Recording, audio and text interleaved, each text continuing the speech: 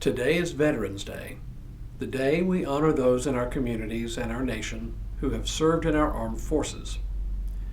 You might well ask why I would talk about that in a daily devotional. Turns out there's a good reason for it.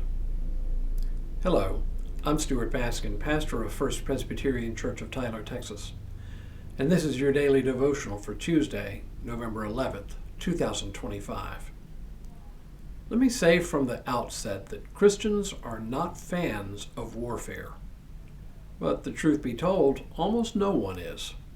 We would all much rather live in peace and harmony with other people and with other nations. But the fact is we live in a broken and fallen world, one where peace and harmony are all too often but a dream. Now, some Christian traditions believe in strict pacifism. Adherents of these sects are very often very patriotic and willing to serve in non-combatant roles. Many have died in service to the nation, so we shouldn't judge them or their traditions simply because they're pacifists. But we Reformed Christians do not come out of a pacifist tradition.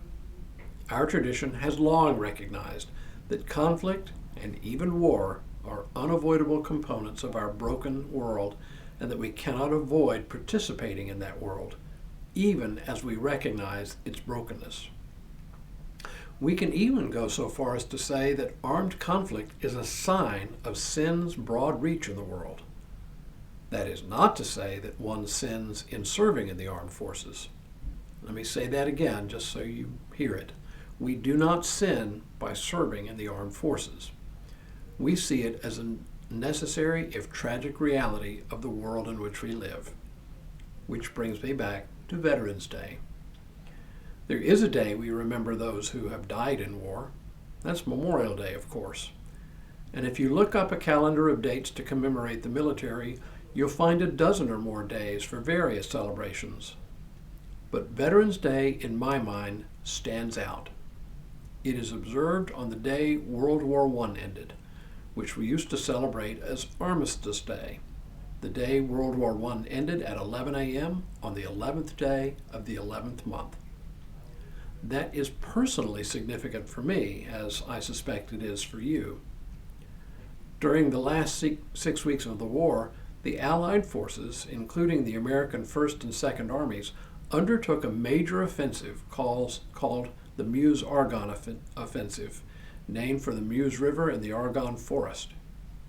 It was slow going and very, very bloody. In fact, it was the second deadliest conflict in American history, second only to the D-Day offensive in World War II, with over 26,000 Americans killed in action. Why is a battle that took place over 100 years ago so important to me? Simply because of this. My grandfather, then a young second lieutenant in the 90th Division, the old Texas-Oklahoma Division, was smack in the middle of the line during that battle, and he commanded a machine gun company. I never met my grandfather, as he died long before I was born, but his survival in that battle made my birth possible. I actually have his helmet and the flag that draped his coffin in 1948. His helmet includes a dent on one side where the story has come down that shrapnel hit it, saving his life. I also know that he survived a gas attack. I don't think he ever talked much about the war, but then again, that's not unusual. Those who survive tough battles carry scars on the soul from the trauma of shooting at other human beings and having others shoot at them. So, whether physically wounded or not, many veterans carry lifelong wounds that the rest of us never see. That's why we honor them on this day.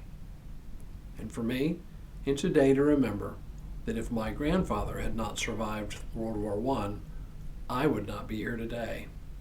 It's a sobering thought. So, whatever your feelings are about war, thank a veteran today.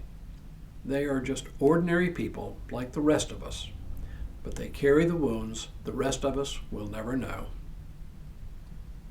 Now may God continue to bless you and keep you in all that you do this day and in all the days ahead.